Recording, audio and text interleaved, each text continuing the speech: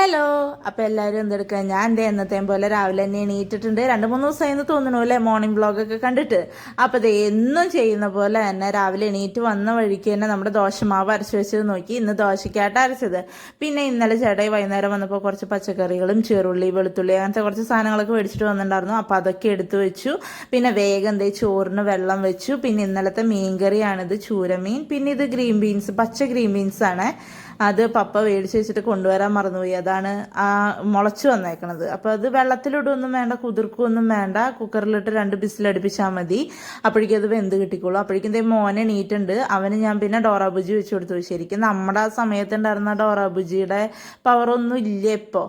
പിന്നെ ഞാനതൊന്നും നോക്കി നിന്നില്ലേ, വേഗം ഞാൻ വന്നു. അപ്പോൾ ഉപ്പും മഞ്ഞൾപ്പൊടി ഇട്ടിട്ട് എന്നിട്ടാണ് ഗ്രീൻ ബീൻസ് വേവിക്കാൻ വെച്ച് ആവശ്യത്തിന് വെള്ളം ഒഴിച്ച് 2 വിസിലടുപ്പിച്ചാൽ മതി. ഞാൻ 2 വിസിലടുപ്പിച്ചേ, ഓരോരുത്തർ ഓരോ പോലെ ആയിരിക്കുമല്ലോ. അങ്ങനെ അപ്പോൾ അത് വിസിലടുപ്പിക്കാൻ വെച്ച് എന്നിട്ട് വേഗം കറിയാക്കി. നല്ലൊരു മണാട്ടോ അത്, കണ്ടാ? എന്താ ചെയ്യാല്ലേ, നല്ലൊരു മണവും നല്ലൊരു ടേസ്റ്റുമാണ്. ഇച്ചിരി തേങ്ങാപ്പാലും കൂടി പിഴിഞ്ഞ് കഴിഞ്ഞാൽ സൂപ്പറാണ്. തേങ്ങാക്കൊത്തൊക്കെ ഇട്ടിട്ടുള്ളതാണ്. ഇതിൻ്റെ റെസിപ്പി ഞാൻ ഇടാം കേട്ടോ.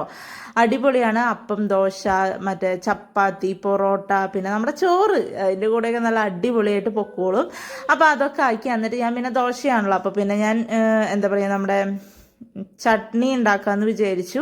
അങ്ങനെ ചട്നിക്കുള്ള തേങ്ങയൊക്കെ ഞാൻ ചിരണ്ടി എടുത്തു, ഉള്ളിയൊക്കെ അരിഞ്ഞെടുത്തു. പിന്നെ ഇച്ചിരി ചെറുള്ളി അരിഞ്ഞ് മാറ്റി വെച്ചു, കാരണം അത് കടുക് താളിക്കണ്ടേ, അതിനുള്ള ഇത് ഞാൻ മാറ്റി വെച്ചിട്ടുണ്ടായിരുന്നു. പിന്നെ ഞാൻ തേങ്ങ വേഗം അരച്ചൊഴിച്ചു, എന്നിട്ട് കടുക് താളിച്ച് അതും ഒഴിച്ചു. പിന്നെ വേഗം ദോശ ഉണ്ടാക്കാൻ വേണ്ടി പോയി.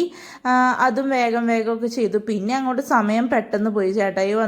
ചേട്ടായി കുളിക്കാനൊക്കെ കയറിയായിരുന്നു. അപ്പോൾ പിന്നെ ഞാൻ അധികം സമയം ലാഗടിച്ച് നിന്നില്ല. പിന്നെ ദോശയൊക്കെ ഉണ്ടാക്കി.